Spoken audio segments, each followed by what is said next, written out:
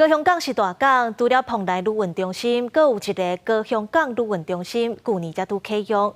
未来因应两只邮轮拄好拢要入港的情形，今仔透早是头一届有2只拢靠港，拢总有3300旅客来台湾。 白色的邮轮慢慢驶进来港口内底，我靠伫旅运中心边啊。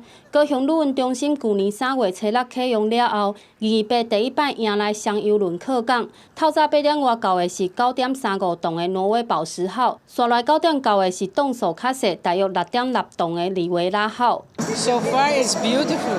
I love it. Very modern. I like it. Yeah. It was.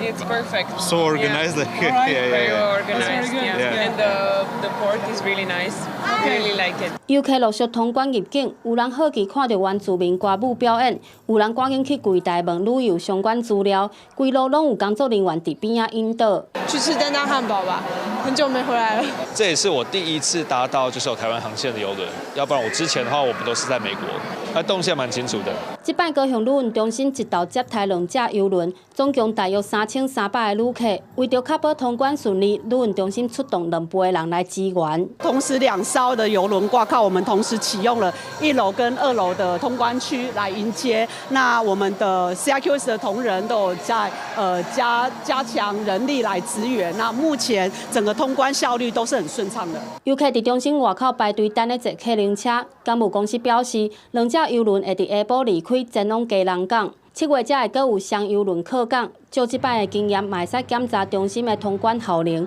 确认是毋是需要改善加强。记者陈焕宇、陈显坤高雄报道。